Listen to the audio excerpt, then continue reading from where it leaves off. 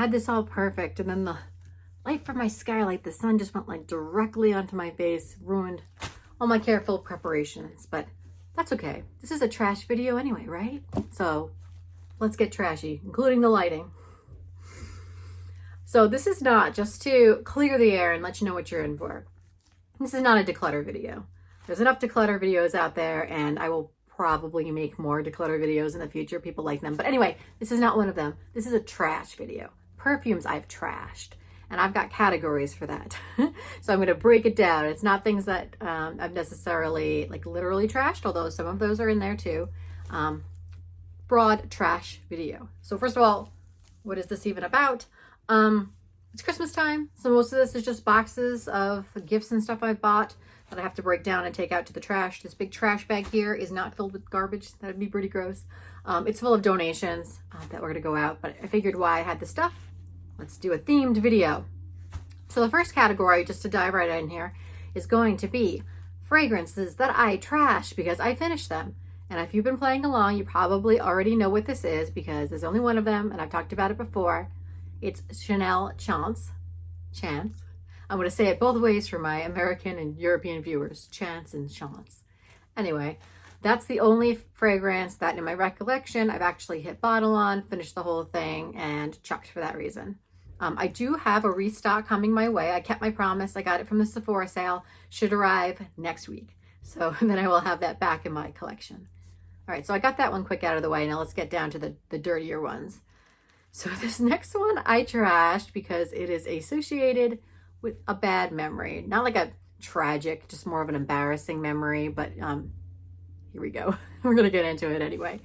So if you're around my age, you might remember that back in the day, we used to have these surveys that would go around, I think through like email or AOL Instant Messenger, something super archaic like that.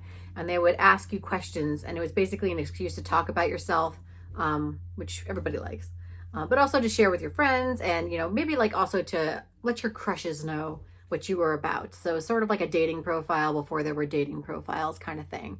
It'd ask you like Coke or Pepsi, do you want to go to the mall or would you rather go to the beach, things like that.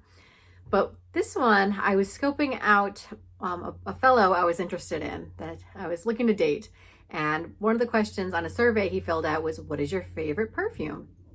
And he said it was Vanilla Fields. And my mother had that. And then that started the wheels spinning in my teenage manipulative mind, I guess. So I took it from my mom. I brought it to school the next day, and, very subtly and coolly, just took it out after third period or whatever, like just reapplying my perfume as one high schoolers do midday. And it worked in the sense that he noticed it and said, hey, is that Vanilla Fields? That's my favorite perfume. It worked and then it didn't. I mean, it worked in that sense. I think I asked him out, and either way, either whether he asked me out or I asked him out, he broke up with me 2 days later. That part I remember. That part stuck. So Vanilla Fields, right in the trash with you.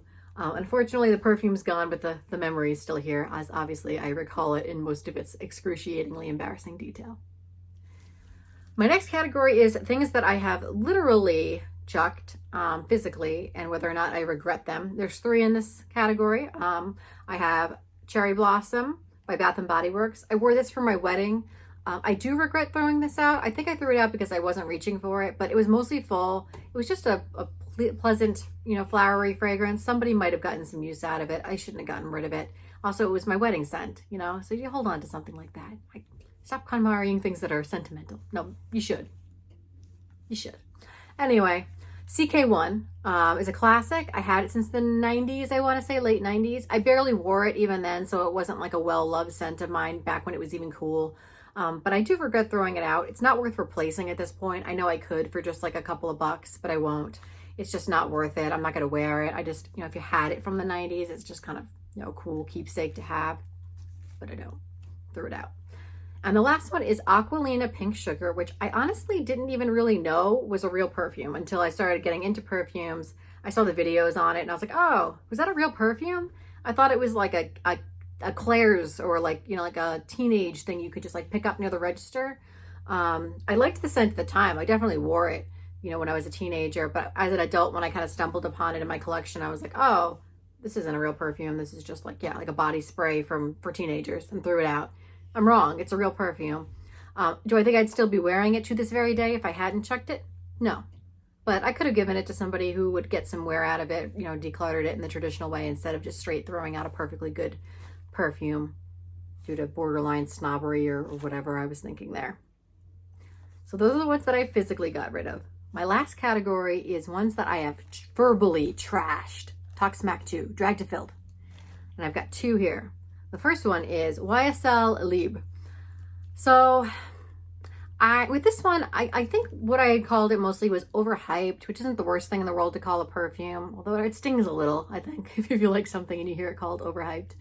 The other thing that I had said was just kind of like, it's like very soapy. It just kind of smells like fancy soap. So I got a sample of it. To me, it just smelled like, you know, one of those like shell-shaped soaps you would see, like a lavender scent in someone's bathroom, like a fancy guest bathroom soap or like a hotel soap. And I stand by that. It does. It smells like that. If you like it, you have to admit that it smells like that. But what I take back is the fact that that's a bad thing. I do have a travel spray. I wear it here and there now. I think if you really want to lean into the clean, crowd-pleasing kind of scent there, it is pretty unique too. It's not something that just smells, you know, so basic. I think it has a unique quality to it. I have not tried the flankers either, that I know tend to get pretty good reviews. So if you enjoy Libre or you enjoy the flankers, I will walk back my nasty comments about it. But I will not about this last one. Dolce & Gabbana Light Blue. I don't get it. I've never gotten it. And that just because I don't get something doesn't make it bad. But, you know, this is a trash video, so I'm going to talk some trash. My husband has the cologne. He hasn't worn it in a while, but he wore it for a long time. And I didn't like that either. You know, he'd wear it and it would just always smell fine, I guess. Like, it wasn't one I encouraged. It just sort of smelled like bright and strong. And I don't know, a little abrasive to me, to be honest. I know the male and the women one aren't the same, but the women one, it made even less sense to me. I don't like freshies in general. Ugh, I hate that word. But even for a fresh scent, it's just nothing spectacular, nothing unique. People describe it as sexy. I can't connect that dot. You know, those, definitely not that. It projects fine. I mean, obviously I could tell when people are wearing it. That's why I can be critical of it, because I could be like, you smell like light blue. But, you know, not in the sense that it's an amazing beast mode that you can't get something, you know, better, even fresher, something if you did want a fresh, sexy, you know, there's others out there. I just never got the light blue hype, and I know there's a million flankers too. I've smelled some of them. I cannot figure out what the appeal of this perfume is. A lot of people that don't really like perfumes in general will still say, but I do like light blue. I'm like, that's the one? Why? So yeah, I will continue to trash light blue. Things, noses change over time. Maybe I'll be back here in 5 years singing its praises, but I doubt it. So that is all for this trash video.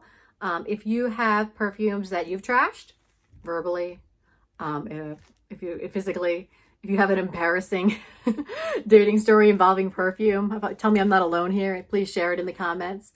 Please like this video. If you enjoy fragrance content, blind buys, hauls, reviews, please subscribe to Second is the Best. I upload whenever it strikes my fancy, which lately has been pretty often. That is all for this one. I will see you in the next one after I clean my room.